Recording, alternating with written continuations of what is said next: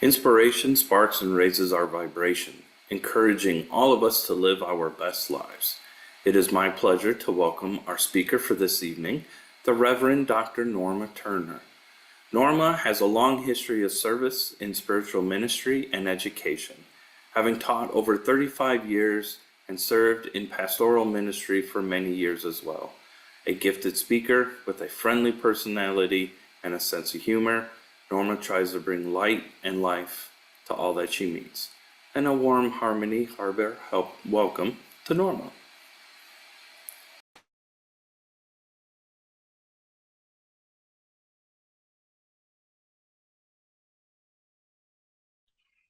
It's that mute thing again. The reading I have today is taken from a book that it's been around. It's called The Four Agreements. And my guess is that many of you are familiar with this book, but it's by Don Miguel Ruiz. And I selected this reading because it ties in with the title of my talk today, which is taking things personally or spiritually. Whatever people do, feel, think, or say, don't take it personally. If they tell you how wonderful you are, they are not saying that because of you. You know you are wonderful. It is not necessary to believe other people who tell you that you are wonderful. Don't take anything personally. Even if someone got a gun and shot you in the head, it has nothing personal to do with you, even at that extreme. Even the opinions you have about yourself are not necessarily true. You don't need to take whatever you hear in your own mind personally. The mind has the ability to talk to itself, but it also has the ability to hear information that is available from other realms. Sometimes you hear a voice in your mind, and you may wonder where it came from. That voice may have come from another reality in which there are living beings very similar to the human mind. The Toltecs called these beings allies. In Europe, Africa, and India, they call them the gods. Our mind also exists in the level of the gods. Our mind also lives in that reality and can perceive that reality. The mind sees with the eyes and perceives this waking reality. But the mind also sees and perceives without the eyes, although the reason is hardly aware of this perception. The mind lives in more than one dimension. There may be times when you have ideas that don't originate in your mind, but you are perceiving them with your mind. You have the right to believe or not believe these voices, and the right not to take what they say personally. We have a choice whether or not to believe the voices we hear within our own minds, just as we have a choice of what to believe and agree with in the dream of the planet. After I read that, I thought, oh my gosh, that doesn't make sense, and yet it makes a lot of sense. And so I decided to talk about that. Taking things personally refers to the tendency to interpret others' actions or words as a reflection of your own worth or character. And of course, we pay more attention to those negative actions or words, than we do to the positive actions and words. I do believe that the words and actions of our parents or caregivers affect the way that we interpret others' words and actions from the time we are little tots. As we grow and develop, our understanding of our spiritual selves becomes the defining marker of who we are, how we act and speak to others, and why we do what we do. As I mentioned, to this day, we pay more attention to those negative comments than we do to the positive ones. In talking to people when they begin teaching adults or even younger people, I say to them, there may be 20 people in the class who will thank you for the wonderful class that you provided, for all the great words, the insights, and the explanations that you provided. But the one you'll remember is the person sitting there criticizing you. I refer to them as the pill. And there's always a pill out there that takes our attention away from everyone else. To this day, we may often pay more attention to those negative comments than we do to the positive ones. Yet we are also fine-tuning our relationship with those powers that surround us. And by powers, I mean authorities or people important to us, especially as we come to understand that our essential nature is spirit. From our earliest years, the people with whom we relate played an important role in our self-understanding. As children, we heard various comments made toward us, some of which were positive, such as cute, friendly, smart, or obedient. Some comments were not so positive. Nosy, a gossip, a leech, or sneaky. At the same time, many of us were learning about God's love for us and how we were very special on this planet. But which set of comments do you think were more impactful? The way we interpret the comments of others depends upon the extent to which we depend upon others' comments to define who we are and how we are. We know that we have human bodies and live in a human world. However, fortunately, we also have learned that we are spiritual in nature. We are not just humans.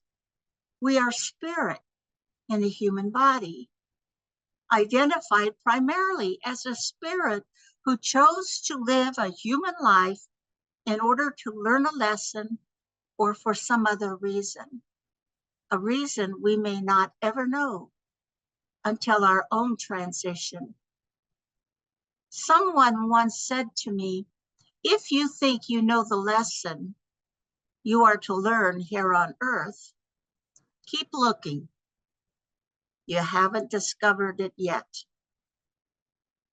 As a typical human, the unfortunate thing is that we often move through life stumbling over the gravel and rocks that rise up in almost everyone's life. As a result, in the ups and downs of our life, we look to others for acceptance and validation.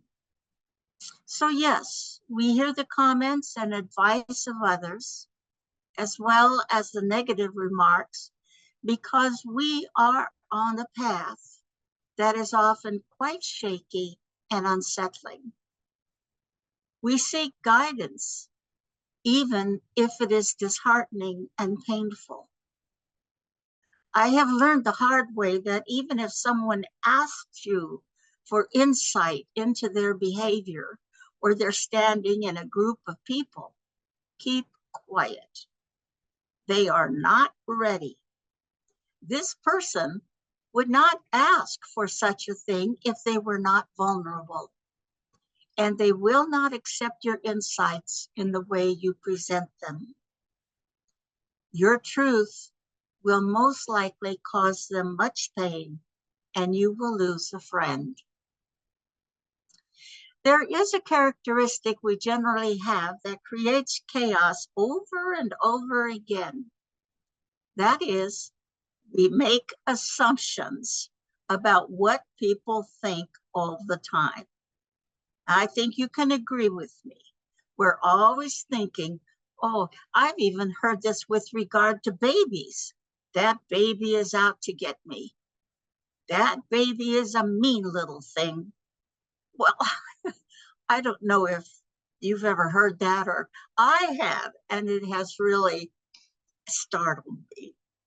But we do make these assumptions.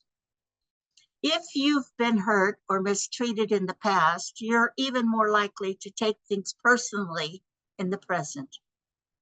So let's picture you driving down the boulevard on a beautiful spring day, and let's say someone honks at you. The story machine kicks into gear. Do they hate me? What am I doing? Am I a bad driver? No, I'm a great driver. What an idiot.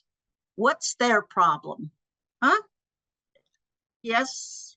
And if you're not the driver, you've heard the driver, or you may have even joined in. They're such a jerk, we say, because we are presenting or putting out there what we think is going on.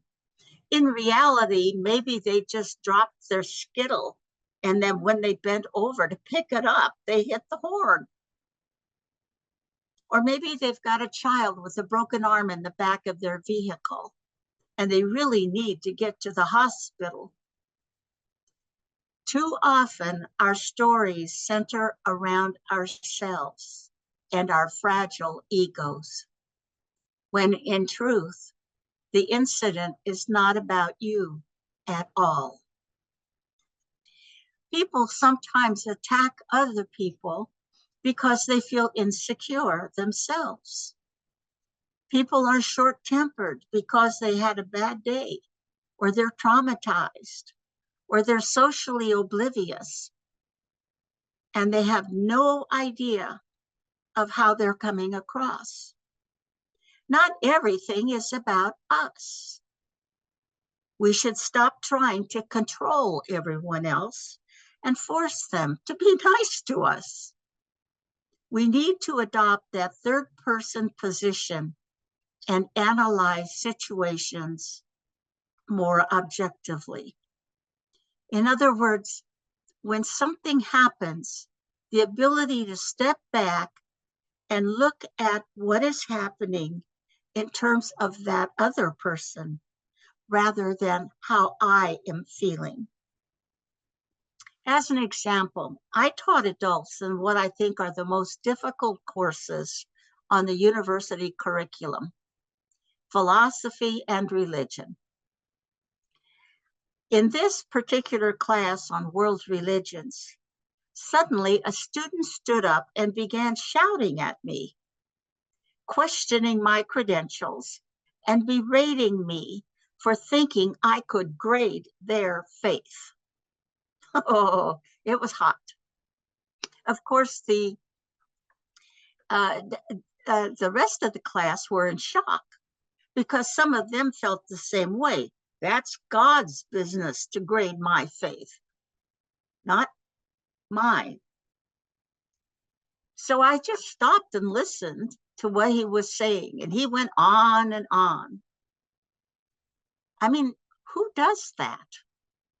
Well, this was a very angry person. So here's this student letting out all his frustration and anger in a classroom of adults on the first night of class. Whoa. So, aware of my desire to develop my spiritual nature and eager to maintain my sense of spirit in human form, relating to other spirits in human form, I asked the student if he'd like to leave the room. And I was nice. Leave the room, he did, with a flourish of grabbing his backpack and shoving desks out of his way to stomp out and slam the door. Now, that was very intimidating, I will tell you. In the past, I would have become defensive, but with my growing awareness of myself, I just stayed calm and I took myself out of the equation. This was the student's issue, not mine. And then I went on with the class as if I was in total control.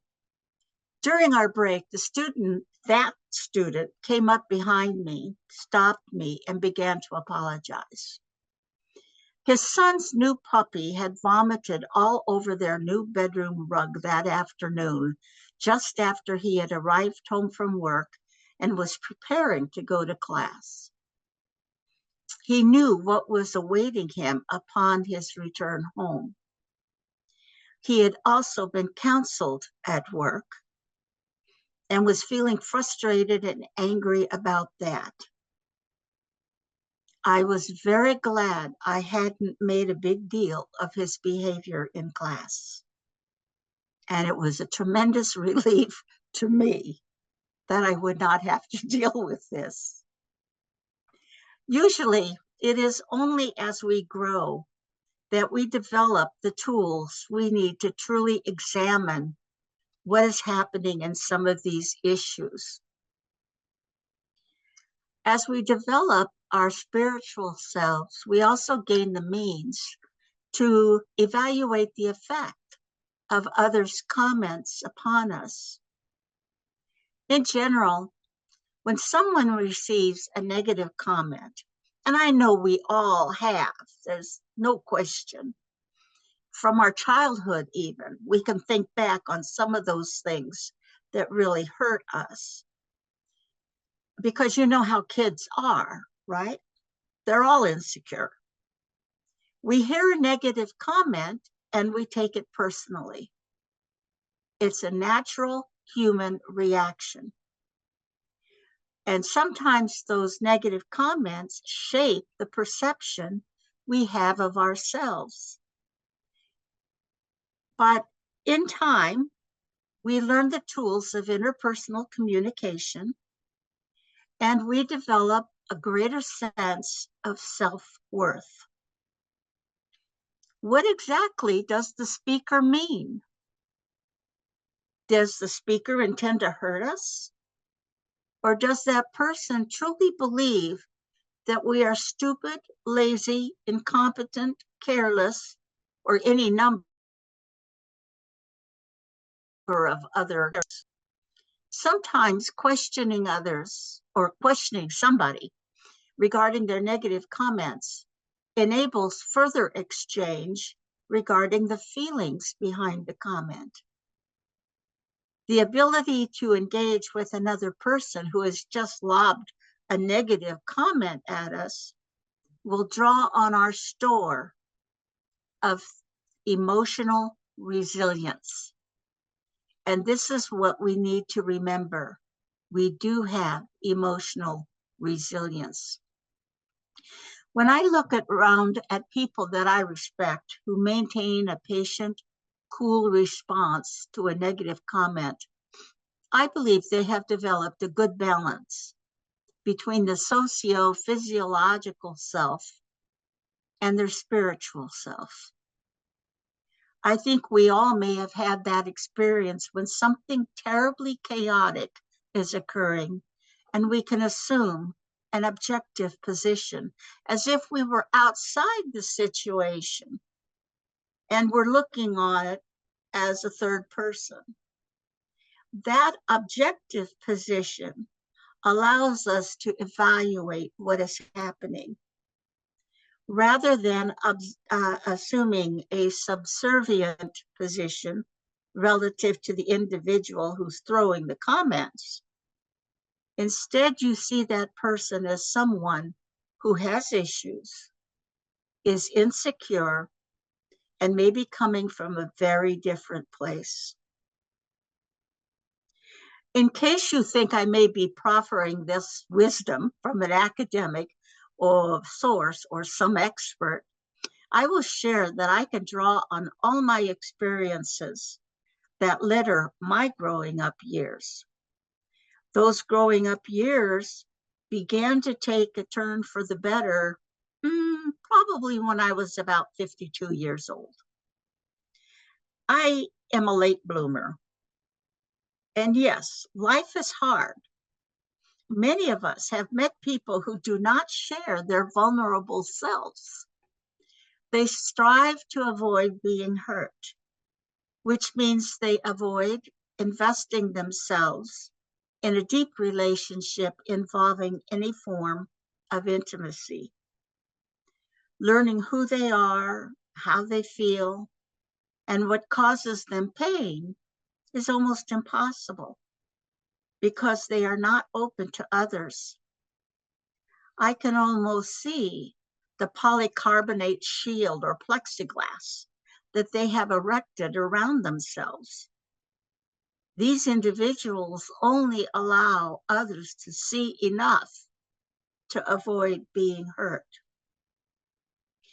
One of the major topics today in society is the problem of bullies.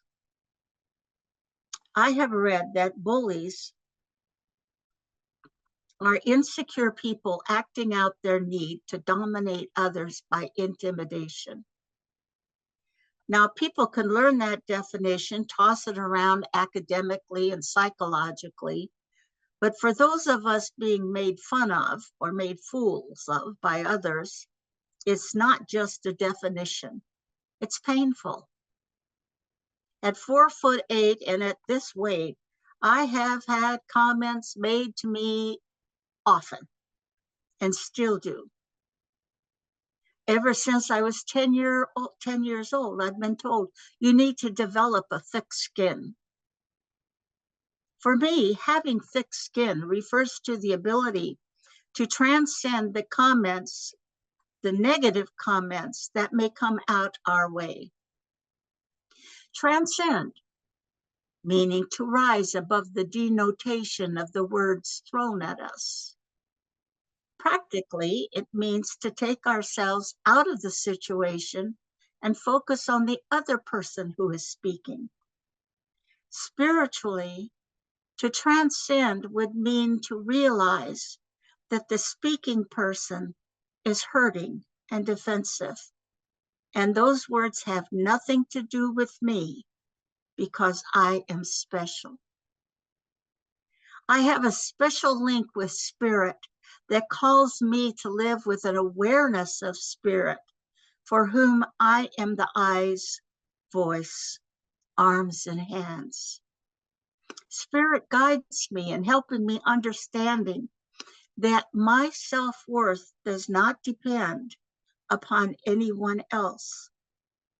My self-worth does not depend on what others think of me, what they value in me, or whether they like me or not.